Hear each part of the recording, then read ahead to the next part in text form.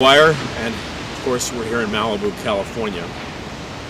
I believe, and I wrote an article and it received a phenomenal amount of hits on the internet, called The Coming Persecution and The Coming Persecution 2. And after tremendous research, I said in this article that American Christians and European Christians and pastors are completely unprepared for the intensity and onslaught of persecution that is about to come against them in the next number of months and years. In other words, I tried to alert them that there is going to be a wave of unprecedented persecution against true Christians, Bible-believing Christians, and their pastors.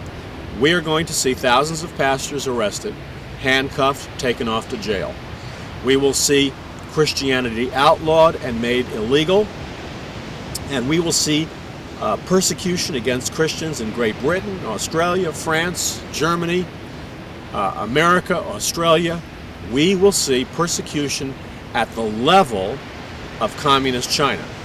Now, the way it'll play out is there's going to be two kinds of churches. There'll be the true Bible-believing church that actually teaches and preaches the Bible. They are the ones that will be persecuted. And they will probably have to go underground and have cell meetings. But then there will be, as what occurred in Nazi Germany and is existing now in communist China, what is called the state-approved church. The state-approved church will be left alone, because the gospel they preached is so humanistic, seeker-friendly or emerging church, that it is no threat to a totalitarian regime. In fact, the seeker-friendly message actually empowers the totalitarian regime, and they will be left alone, and they will be the state-approved churches. But of course, what they're preaching is not the gospel of Jesus Christ.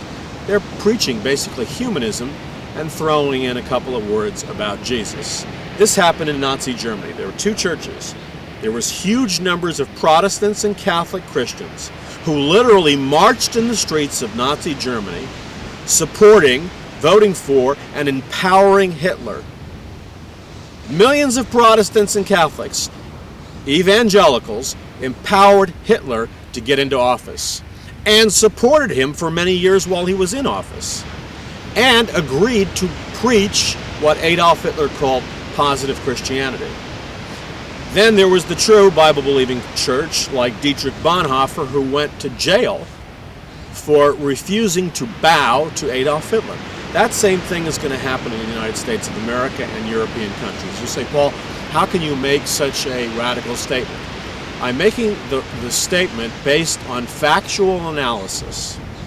Number one, we have the criminalization of Christianity, where organizations like the Department of Homeland Security have essentially classified Christians as terrorists, because if you're pro-life, or if you believe in a traditional family, or if you teach end-time prophecy and believe in end-time prophecy, you're a terrorist.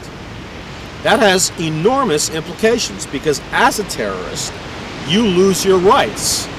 So you have the criminalization of pastors and Christians. Number two is we have hate crime legislation that with the stroke of a pen will be passed. When this hate crime legislation is passed, it will identify 527 different sexual orientations. It will make legal 527 different sexual orientations. And we're not talking about the sexual orientation of a heterosexual male marrying a heterosexual female in marriage. We're talking about 527 alternative sexual orientations. Some of these orientations would involve pedophilia, transgender, necrophilia. And I don't want to upset you, but necrophilia is when you have a desire to make love with a corpse.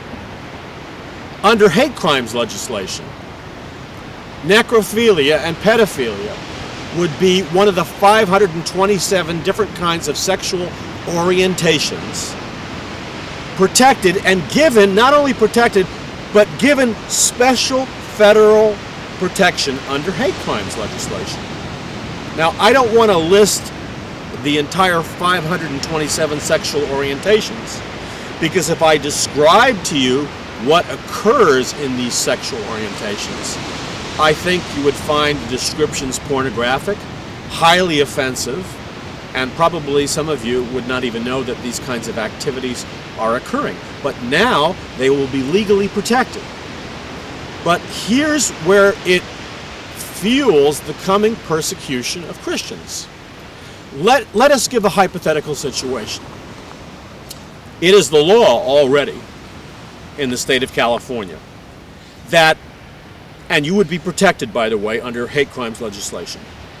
It makes sexual orientation, 527 different kinds of sexual orientation, it gives you a special status. The law now says that if a man simply perceives that he is a woman, that he is legally allowed to use the woman's restroom and the woman's shower. Or if a woman perceives that she's a man, she is legally allowed to use the male bathroom or shower room. And you cannot object.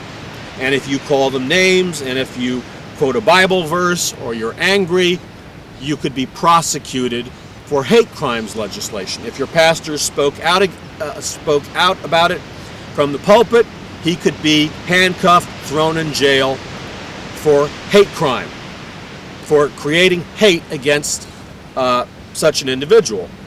Now, in a moment, we're going to discuss the practical ramifications of how this is going to cause global persecution at an unprecedented scale that will be the equivalent of the communist Chinese persecution of true Bible-believing Christians in communist China. Yes, it's coming to America, and not in the distant future. It's coming to America tomorrow, and it's coming to Europe tomorrow. I'm Paul McGuire. Go to the website, paulmcguire.com. Be informed.